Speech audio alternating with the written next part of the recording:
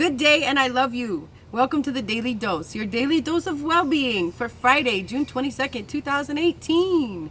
Monday through Friday, I meditate on what's going on in the world today. Today's astrology, quantum physics, our biology, and with my intuitive understanding, I put that all together and I let you know how we can show up in our highest capacity to nurture our minds, our bodies, and our spirits, and be the humans we want to be and live the lives we want to live. So today I want to talk to you about what I consider to be step one in mindfulness. If we are trying to live a mindful life, well, if we're trying to change our life, if we're trying to change anything, mindfulness is key, right? Things don't magically happen. We have to mindfully change our behavior. We have to mindfully make a decision to change. And then we have to mindfully implement some new behavior in order to effectively implement a change. So mindfulness, right? And if mindfulness were easy, it wouldn't be called mindfulness. It would just be an everyday practice. But apparently we get hemmed up in mindfulness, right? And I know when people used to talk to me about being mindful and stuff, when they would be like, well, the outcome is this. And I felt like they always gave me like step 3 and 4 and 5. And that's great. Like, okay, well, once you become aware of your thoughts, you can change your behavior. Thanks for that. That's awesome. Yeah, I get that part. How about the whole becoming aware of my thoughts part? Like, how about freaking step 1 in mindfulness, yo, right? So here's step 1 in mindfulness. Step 1 in mindfulness is word wizardry. Since we don't have a free pass, most of us don't have an inside peek of the little machine that's running in there, cranking out beliefs, deciding who we are, what we think about everything, what our core values are. I mean, like, we get in touch with this, but most of us don't come with like the little man that's like running a daily report that, like, you know what, we're a 5 on the shame meter. We're at a 2 on the self-sabotage scale and running this belief that we're still less than, and that what's good enough for this is good. You know what I mean? Like, we don't have this like running report. We have to get in touch with it.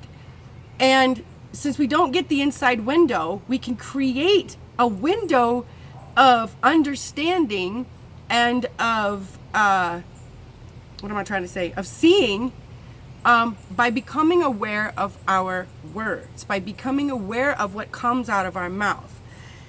It's reverse engineering. By becoming aware of what comes out of our mouths, we can learn to catch things as they come out of our mouths. Then we can backtrack and become aware of what we're saying.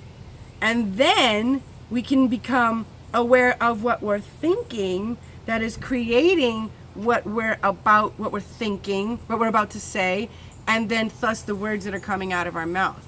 So word wizardry is becoming aware of the words we use and changing them in a way that they are hospitable, loving, nurturing, bolstering, and of a higher vibration.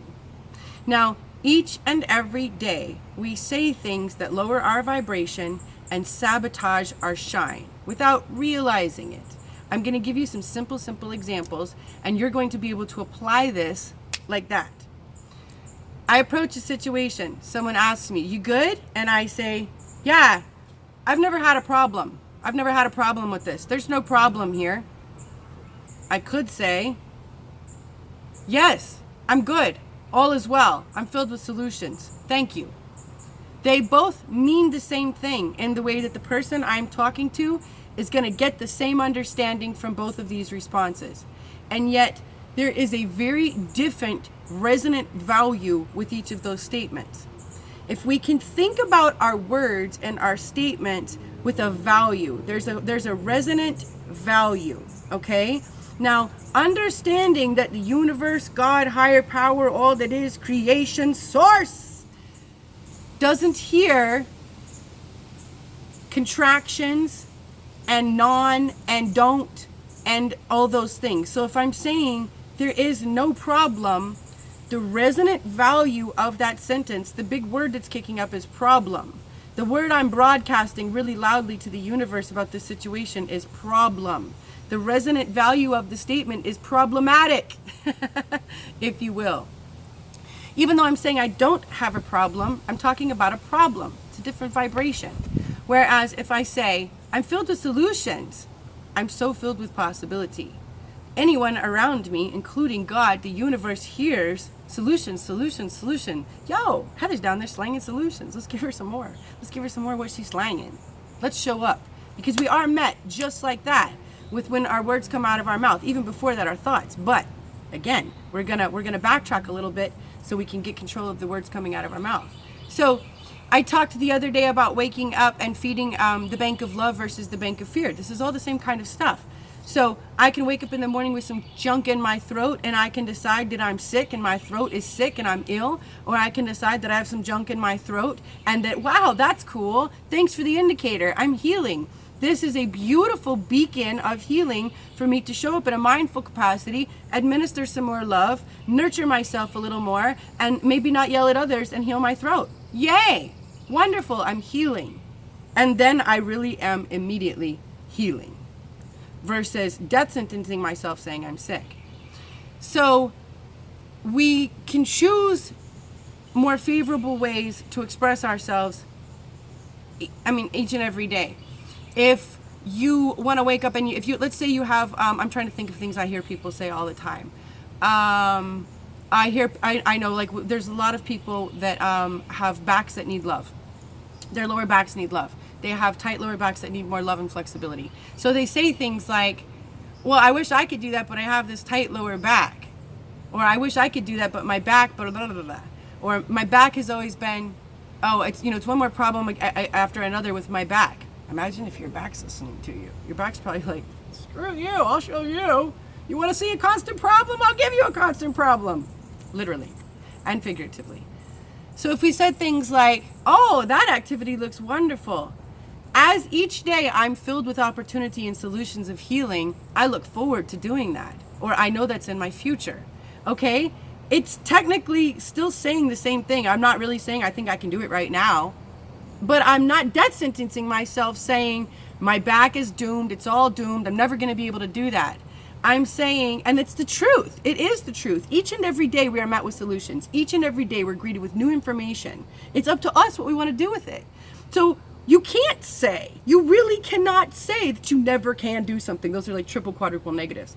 It would be incorrect to say you can't do something. Truly. Really think about this. Because each day is a new day. Each second you're greeted with new information, new solutions, new possibilities. So each second is a new second filled with new possibilities, new solutions. So it is the truth to say, wow, each and every second I'm greeted with new information and new possibilities. And I love that healing is imminent and possibilities are endless. Ha! I love this. Do you see? So today I invite you to wizard your words. I started this when I became vibrationally aware of how my words and my thoughts were affecting me. I became aware of my electromagnetic heart field, and I could actually feel vibrational changes within my very being. And then I could feel them with others. And I, around the same time, had learned about Mother Teresa saying that she had been invited to a war protest, an anti-war protest. She said she was not going to attend the anti-war protest, but she would love to attend a peace rally. And I was like, haha, that's my girl.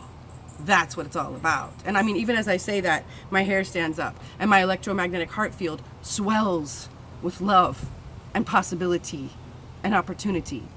So do that for yourself today. It's hard. It took me a really, really long time to even become aware that I was death sentencing myself, like every other sentence.